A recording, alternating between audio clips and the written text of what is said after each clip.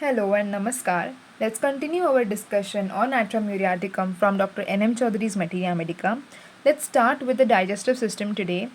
In digestive system, Dr. N.M. Chaudhary tells us that this patient might present with dyspepsia, in which the symptoms will be that there is distress in stomach, which is especially after eating, and interestingly is ameliorated by tightening of fluids. So it is very commonly seen that whenever anybody has acidity or any distress in abdomen, stomach, distension, fullness, heaviness, whatever, they like to loosen their clothes. But in this remedy, we see that there is amelioration by tightening of clothes. In heartburn, acid irritations, all these are common symptoms of dyspepsia. Nausea, vomiting. Okay, then there is fatigue, weariness, lassitude. They are very weak, they are very tired kind of in the tired kind of people. There's excessive hunger in them. They eat how much ever they want, and in spite of that they will still remain emaciated. There is aversion to meat, bread and coffee, but they long for bitter things. So this is also very uncommon, very interesting. They want to eat bitter things, they long for it, they crave for it, which is not at all common. Okay, then moving on to the obstinate constipation that these patients present with, the stools in them are very dry. We've seen dry stools in bryonia as well, and in these patients also the stools are hard and dry, and they are absolutely devoid of moisture. They do not have any moisture, and absolutely devoid meaning no moisture at all, and in consequence of which they will just crumble when they are passed. Okay, there's want of secretion in the guts, meaning the guts are not able to secrete in the normal proportion. Okay, there's want of secretion, they lack in the secretions. There are fissures in anus. Obviously whenever there is constipation, fissures in anus will be very common. What is a fissure in anus? It is a crack which is there in the mucosa of anus because of the extremely dry hard stools. Okay, that will give rise to these cracks in the anus because it is not able to come out with ease. Then, because of these fissures, they will be bleeding and intense smarting after defecation. The tongue in these patients is mapped, as we have already discussed in the part 1. So, the tongue is mapped with red insula patches. Other remedies which have mapped tongue are taraxacum, nitric acid, lachesis, murk, and arsenic. So, this is what we talked about the digestive system and the dyspepsia, constipation of this remedy. Moving ahead, Dr. N.M. Chaudhary talks about the male related symptoms of this remedy. So, there is impotency as a result of excess, great physical weakness, and even paralysis may follow such errors. Emissions are very frequent, and there's great loss of hair from the pubis also. Now, this sexual debility which they have, and because of that, they also suffer from backache, night sweat, weakness of legs, constipation, palpitation. So, any of these may be there along with the sexual debility that they have. In patients of chronic diarrhea, you see that the discharge in natriuria is gleat-like, clear discharge of transparent slimy mucus. In that gives them itching and burning. And important point is that it has a strong smell. Dr. N.M. Chaudhary says that this strong smell is very very characteristic, very characteristic in general. So if you have it, you can you'll natriuria just comes to your mind. So that was about the male related symptoms of this remedy. Moving ahead, let's talk about the female related symptoms. Over here, Dr. N. Chaudhary very beautifully writes about the menses related symptoms of the remedy, talking about what happens before menses, during menses, and after menses, how is the menstrual blood, and everything. Okay, so menses in this remedy are too early, too profuse, and they last too long.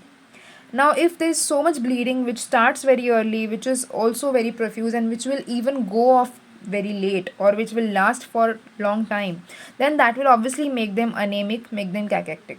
Now, we've seen when we were talking about the headache of this remedy that it was for anemic school girls. So that was the very reason. Anemic school girls is meaning adolescent girls, meaning teenage girls. Okay, and these girls have their menses, and in the menses are, since they are too early, they will start too early. Okay, in the puberty they will start earlier, and they will be very profuse. They will be very profuse. The bleeding will be, the flow will be heavy, and that is why they will be anemic. So anemic school girls having headache. So that was the reason why he talks about anemic school girls. Then before menses, these patients are very anxious, sad, irritable. We've already seen when we were talking about the mind of this remedy that irritation, excessive irritability is seen in this remedy, and sadness was there because there is hypochondriacal mood in these patients, right? So that also continues before menses. Actually, that is very that is aggravated. Then during menses, these patients again are sad. They also experience fluttering of heart, headache, and anxiety. So headache during menses or around menses is a very very characteristic point of natramure. Okay, you should remember that they have some kind of symptom related to headache, head around the menses in natramure. So basically during menses and after menses there is headache. Okay, and anxiety is also there before and during menses. After menses again congestive headache is there. Leukorrhea, which is green or transparent, is also present after menses. So green leukorrhea. Okay, then menstrual blood is dark and it flows day and night. So we've already seen that the menses are too profuse, so the flow will be very heavy. So the flow will be day and night and dark.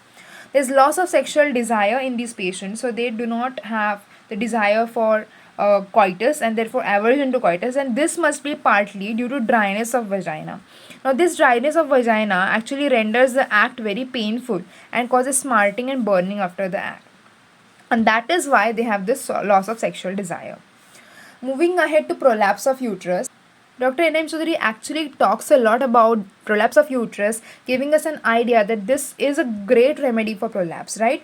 And even in the urinary when we were discussing about the symptoms related to the urinary system, we also talked about the symptom that there is frequent urination in prolapse. So it was also denoting that there is prolapse of uterus in these patients. So what happens in prolapse of uterus? Every morning after getting up, okay, every morning when the patient gets up, she feels there is a bearing down sensation. Okay, there is a bearing down sensation which becomes so accentuated. Okay, it is so much that they have to sit to prevent prolapse.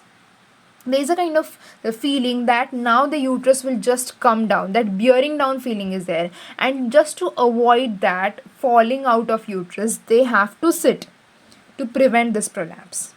Okay, now over here I have a diagram made of prolapse. If you do not know what prolapse is, so this basically is our rectum, this is our urinary bladder, and this over here is our uterus. Okay, so this is a normal position. Now what happens in prolapse is the uterus comes down, and in the later stage of prolapse it may even come out.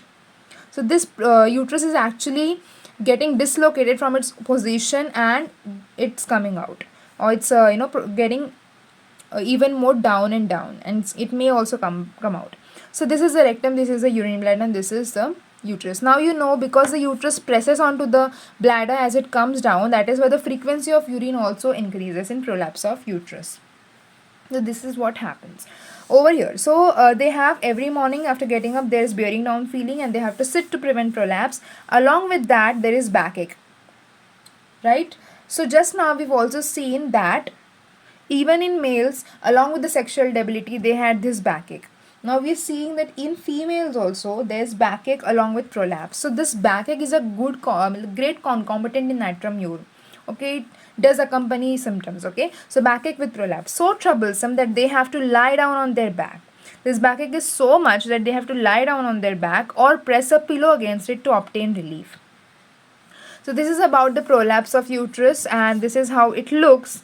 There are various stages of it, but this is a rough diagram how it looks. Okay, so prolapse of uterus every morning, bearing down feelings, need to sit down, and this backache. Then Dr. N.M. Chaudhary talks about the sleep of this remedy. In sleep, their sleep is full of vivid dreams actually.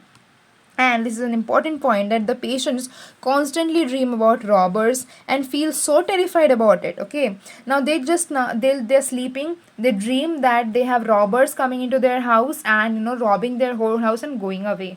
Now they wake up because of that fear that robbers have come and they're going out, and as soon as they wake up, they are so much in the dream, or they have believed the dream to be true so much that as soon as they get up, they'll just go around the house and check if things are there or gone. That is the amount of vivid dreams that they have. Okay, the vividity, so the dreams are so real. So these are robbers, and they feel so terrified about it, these patients, that they do not feel satisfied till a thorough search is made. So they'll get up from their sleep, they'll wake up, and they'll just go and check their whole house if things are in place or not, because their dreams seemed so real. This is how they have this robber's dream. Okay, this is a very well-known symptom of natrium ure.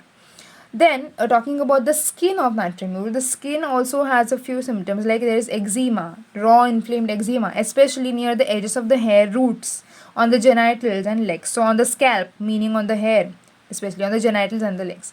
There tears in bends of joints, oozing an acrid fluid that dries up and forms crusts with deep tissues and cracks about them, just like graphitis. There's nettle rash, shingles, corns, so all of that can also be there. Okay, so it is also a good remedy for skin related symptoms. Next we'll be talking about the very important area on which natrium ure has a good action, which is the fevers. Okay, so let's talk about the fever of natrium ure. Dr. N.M. Chaudhary very beautifully describes the fever of this remedy in just 4 points. He covers everything which is important about the fever of this remedy.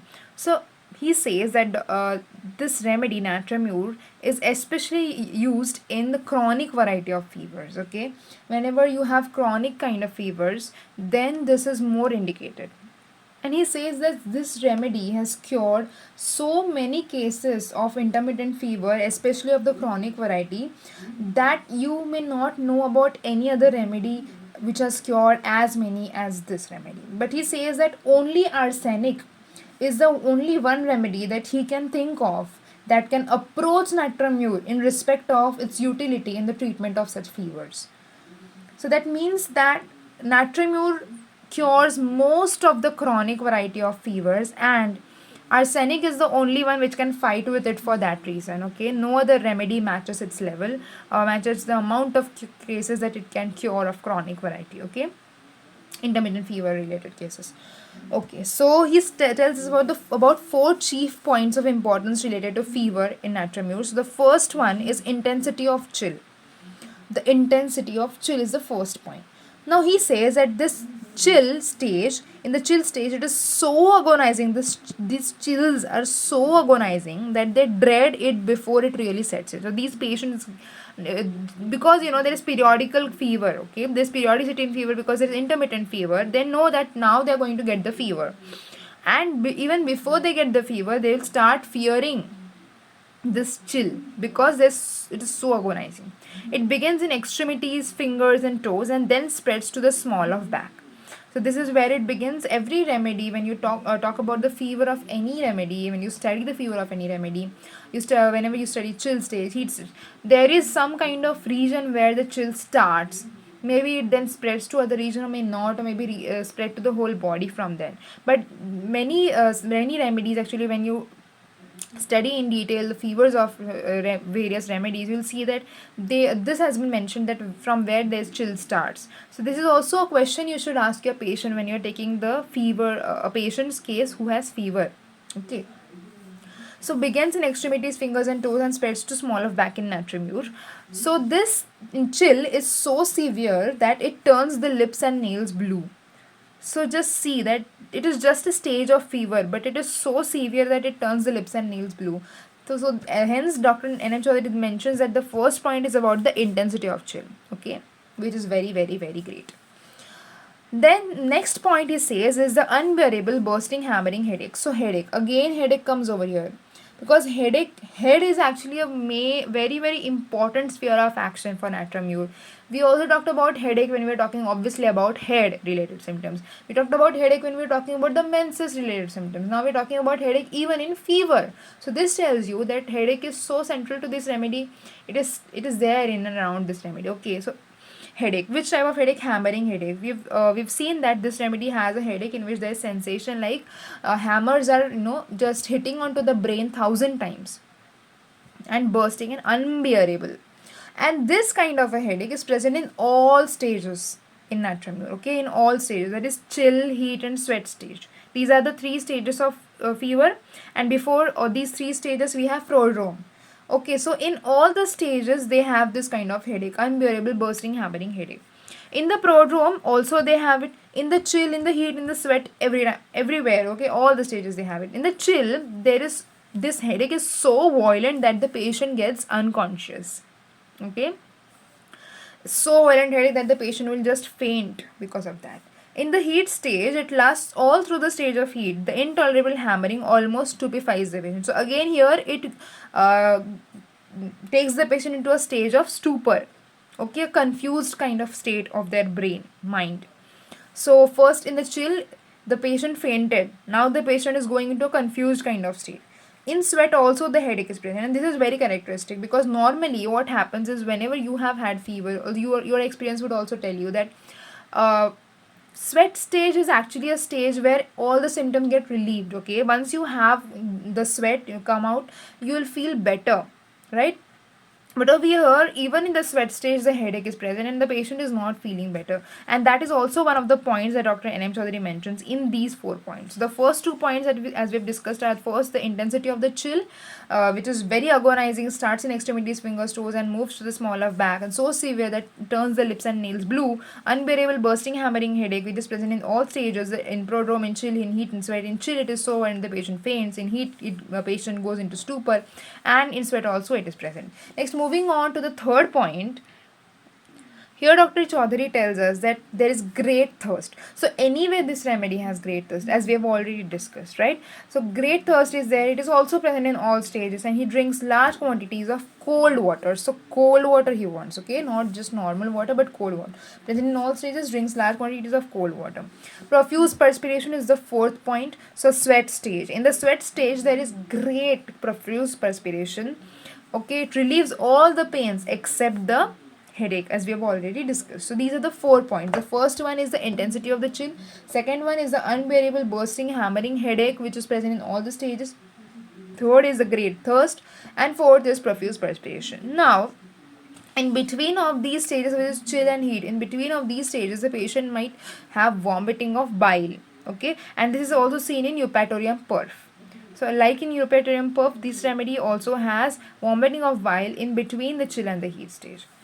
These people may get hydroa, or which is actually nothing but a vesicle, meaning a fluid filled eruption, or a fever or fever blisters over the lips. So along with the fever, they have vesicles around especially the lips, like in Ignatia, anaxomica, rustox. And the time of paroxysm, okay, so as you've seen that the fever in natriuretic is intermittent kind of fever, which means it is not a continuous fever. It will not like start today and also continue even at the night, even tomorrow, even tomorrow's night. Okay, it's not like that. Intermittent fever means it will come today, maybe it won't come tomorrow, then it will come a day after tomorrow, then again it won't come the next day, and so it leaves a gap in between, okay, and an equal kind of gap. So it is periodical, it is coming at an equal gap, and the other times you're free of fever, then again it comes at the specific time and again it goes, it comes at specific time and it goes. That is what is intermittent fever. So therefore there is time of paroxysm of fever, right? So it is 10 to 11 a.m.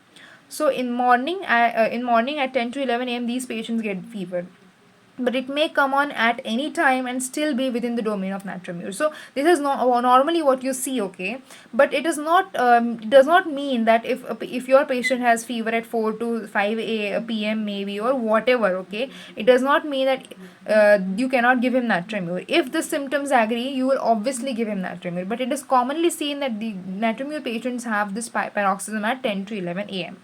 Now, these natriumure fevers are frequently seen in marshy malarial districts. So, malaria is actually very malaria is something that you see in natriumure more commonly, okay, because there's intermittent fever and malaria also has intermittent fevers. So common feature of malaria is intermittent fever, and in this remedy you see intermittent fever and marshy areas. So wherever there is a lot of water stored around, or lakes around marshy areas, okay, over there you can find fever. The patient comes to you fever, and you can find natriumure must be more often indicated. That is what Dr. N.M. Chaudhary wants to say. Okay, so that was about the fever. Now, finally, Dr. Nanjodi says that lastly, there is one other point that he feels like emphasizing on in our study of Natrum muriaticum materia medica. He says that, just let's understand this concept that he wants to put forward. What he wants to say is actually that after process of dynamization, okay, the potentization process, the substance that we are potentizing has a high curative value, right? This is what we are taught.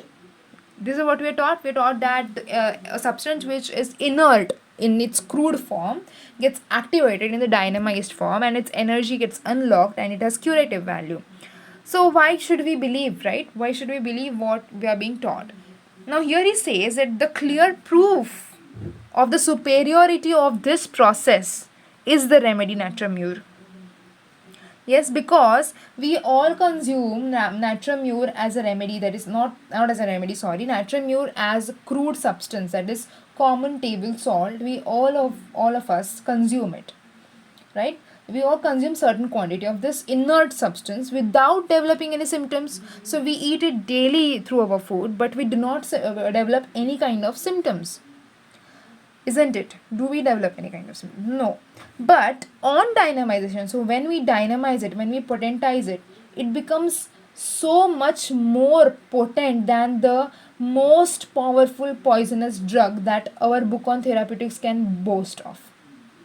Meaning that just when we potentize it, we dynamize it, and then if we give it to a prover, a healthy prover, you'll see that symptoms start developing in this prover. And since proving is a process which is very nicely inspected, and we keep an eye and keep we monitor it completely. But if it wasn't monitored, and if you give Natramur as a dynamized drug continuously to somebody, do not monitor and let the symptoms keep on developing, it is obviously going to going to act like a poison for you, because it will produce so many symptoms on you, because the proving of Natramur is going to take place. So it is the biggest proof, right? We are eating Natramur as common table salt daily, but we're not developing any kind of symptoms. We're not developing the fever that we just talked about. We're not developing the constipation, the urinary symptoms, or any kind of symptoms that we have talked about today. Yeah, in the part 1 of Natrum muriaticum, we're not developing it. But if we start taking the potentized form of Natramur and prove it upon ourselves, then we will start getting these symptoms. So it clearly means that process of dynamization gives this inert substance a high curative value. Okay, so consumption of inert substance is not giving us any symptoms, but dynamized substance is giving us many symptoms. Just like in malaria, you see now, the patients of malaria come to you, and modern medicine gives it quinine. Quinine is their medicine. Quinine is actually a substance from which their medicine is made, and in earlier times, when we do not have pharmacology, quinine was given to malarial patients directly. So this quinine in crude form fails many times. So your patients are not improving even after giving it. But Natramur as dynamized cures these patients' malaria. So this is also a proof, right? This is also a proof that our dynamized drugs help so much. Okay, this is how Natramur can work like a charm, even when quinine is not helping in many diseases like malaria, kala azar, whatever. All of them are seeming incurable, but our Natramur will come to help like a hero over there. So that is how process of dynamization helps. Okay, so this was all about the remedy. Let's just revise very quickly what we talked about in this part 2 of Natrum muriaticum. So we started our discussion today by first talking about the dyspepsia of this remedy, the action of this remedy on digestive system, and we saw that there is this distress that they feel in the stomach, which is very characteristic, very interestingly actually ameliorated by tightening of clothes. Okay, tightening of clothes is making them feel better, and it starts after eating, right? It started after eating, and it is ameliorated by tightening of clothes. Along with that, there is fatigue, weariness, excessive hunger, which also stays in spite of emaciation. Another very characteristic thing, very actually interesting thing that we saw, was the longing that they had for bitter things, which is very uncommon. Nobody likes bitter taste. It is not very it's not something that we crave for. Okay, so it's longing for bitter things in these patients, aversion to meat, bread and coffee. Then we also saw the obstinate constipation that they have. In obstinate constipation, we saw that these patients have stools which are very hard and dry, and they crumble out because they're so hard and dry. Okay, and the secretion in the guts is not enough, and that is why this is taking place. Now if the stools are very hard, if there's constipation, you are very likely to get fissure in your anus, and that fissure will lead to bleeding and smarting in Natramur. Smarting is smarting is a kind of burning like of sensation. So the smarting happens after defecation, after going to stools. The tongue of natrium urine, as we have many times discussed in part 1 also, is mapped kind of tongue, and it is also seen in other remedies, like we talked about taraxacum. It is also seen in taraxacum. It is also seen in nitric acid. It is also seen in lachesis, murk, and arsenic, but it is very characteristically found in natrium urine. Okay, this was about the digestive system that we discussed. Then we went on to talk about a little bit about the male related symptoms of this remedy, in which we talked about impotency that develops because there is excess of masturbation, excess of sexual, whatever sexual excess, they it will give rise to impotency, will give rise to sexual debility. Okay, now this can also give rise to great physical weakness, and it may also go on to not only weakness but paralysis because of sexual excess. So paralysis may also take place because of that reason. Okay, then along with this kind of a sexual debility, they also along with it have backache. Backache also accompanies like prolapse. So there are many things that backache may accompany. Okay, so backache is there. Then there can be night sweats that these patients have. There can be constipation, weakness of legs, palpitation. Now you've also seen that constipation and palpitation was present along with the hypochondriacal mood that these patients have in the part 1 of natrium. Okay, so this is also present along with the hypochondriacal mood. Now we see that this is also present along with the sexual debility. Then we also saw the chronic gonorrhea that these patients have, and in chronic gonorrhea these patients have kind of slimy transparent mucus as discharge, right? And they have a very strong smell which is very characteristic. Okay, and this smiley transparent things gives them itching and burning. Then we went on to talk about the female related symptoms of natrium urine, which we first saw talked about the menses. Menses were too early, too profuse, and will last too long. We saw them, and this obviously will make their patients anemic, right? And what we saw about before menses, there was few symptoms, and we saw that there were during menses there were few symptoms, and there were some few symptoms after menses. So before menses, patients tend to get anxious and sad, and they are also irritable. During menses, we saw headache, and also saw this headache during after menses. So both times the headache was present. Again, along with this, they were anxious, they were sad, and they had this fluttering of heart. So again, kind of palpitation. So this palpitation, constipation, backache are concomitant for this remedy. So it will be found many times, right? Then we have headache after, and leukorrhea, which is especially green or transparent after menses. Menstrual blood is dark, and it flows day and night because there is profuse flow. Then also there we saw that there is loss of sexual desire in females also, and that is because of dryness of vagina. Okay, dryness of vagina. Then we went on to talk about the prolapse of uterus, and we saw this diagram when we talked about it. Okay, so there's prolapse of uterus in these patients, which is especially comes they have this feeling every morning that the uterus will come down. So there is bearing down feeling every morning, and therefore they tend to sit. They want to sit. Okay, to prevent the prolapse. And along with this prolapse of uterus, they also have backache, and the backache is so much that they want to lie down,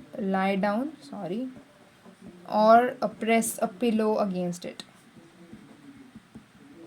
Okay, sleep may we saw that these patients have very very vivid dreams which they will believe to be true. The most common and very famous dream is of the robbers, and they will wake up and search their whole house first, because they think that these robbers must have taken something which was actually a dream.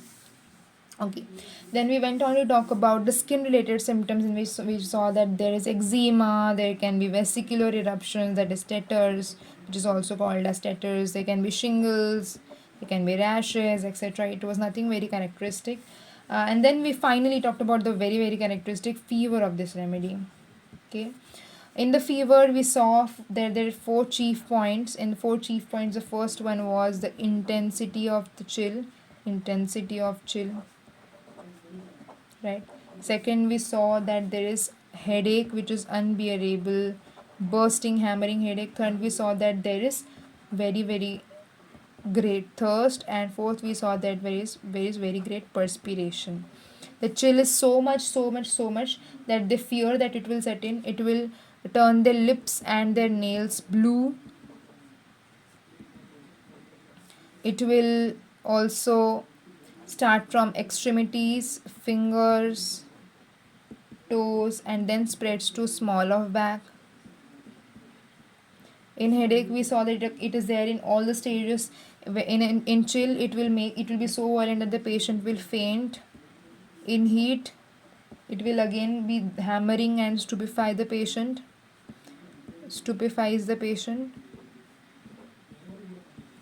And in sweat also the headache is present. Thirst and perspiration. The perspiration, all symptoms will get better except the headache. So in between the chill and the heat stage, you have vomiting of bile like eupatorium perf. Fever blisters may be there over the lips. Time of paroxysm is 10 to 11 am. And natramur fevers are mostly malarial fevers found in the marshy districts. So this was all about natramur that we discussed today. Okay, I hope you go back and read this remedy from various different materia medicas and NM Chaudhary, obviously. Okay, so bye bye.